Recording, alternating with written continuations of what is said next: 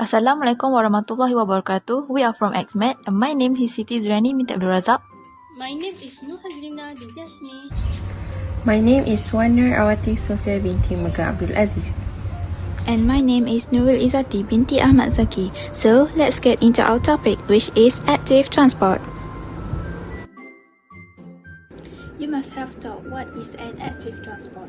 Active transport is the movement of materials through a membrane against a concentration gradient. It is possible for particles to travel in the reverse direction across the plasma membrane and have particles travel from an area of low concentration to an area of high concentration. But in order to counteract the force of diffusion, the cell must expend energy. This process is called active transport. Active transport requires energy. What kind of energy used will be explained by the next person. The energy for active transport comes from ATP. ATP is generated in mitochondria. ATP stands for adenosine triphosphate.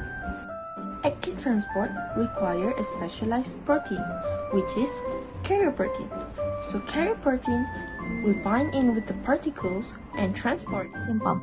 The job of the sodium potassium pump is to move sodium ions Na+ out of the cell and potassium ions K+ into the cell. Let's take a closer look of how it happens. Sodium potassium pump has a binding site for 3 sodium and 2 potassium ions. Let's follow the movement of the sodium ions first. After 3 sodium ions are positioned within the carrier protein, an ATP molecule is split, releasing phosphate. This phosphate binds to a location on the exterior of the carrier protein, causing the protein to change shape.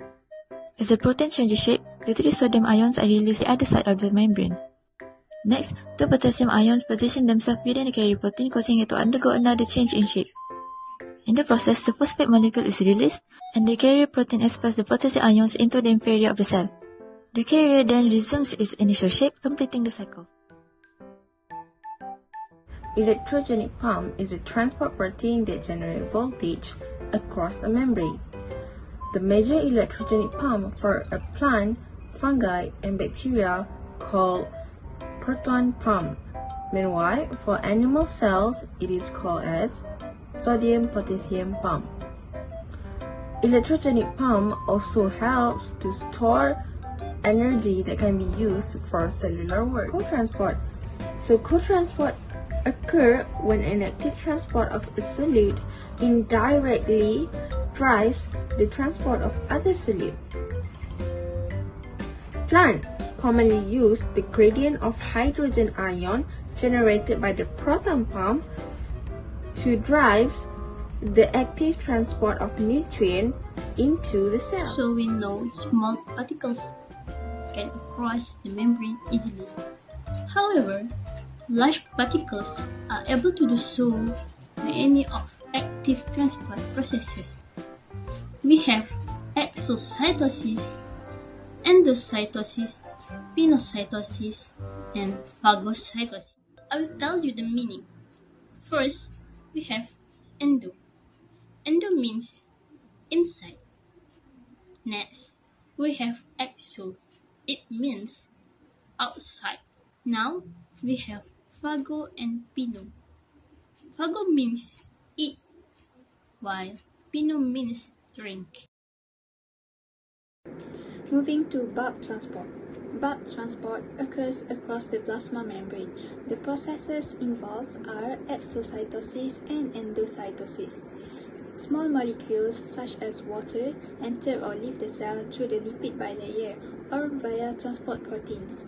But for large molecules such as polysaccharides and proteins, it crosses the plasma membrane in bulk via vesicles. Bulk transport requires... Let's take a closer look of how endocytosis works.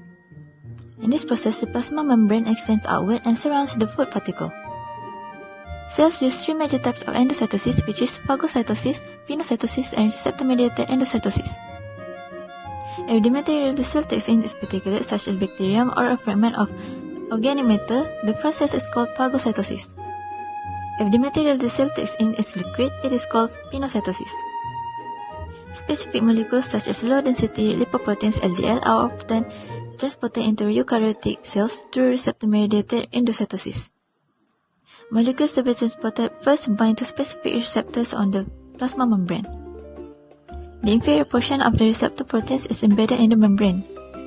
The protein collaterin coats the inside of the membrane in the area of the pad.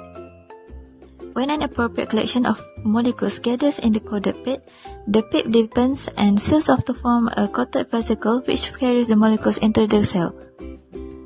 That's when exocytosis came in place. The process called exocytosis is the reverse process, where materials are expelled or secreted from a cell. This is used to rid waste and secrete substances, for example, hormones produced by the cell. What is the difference between excretion and secretion? When exocytosis is getting rid of cell waste, which is non-useful substances in a cell, the process is called excretion. When exocytosis is pushing useful substances out of the cell, the process is called secretion. Here, we got pinocytosis, which is categorized as an active transport. What is pinocytosis?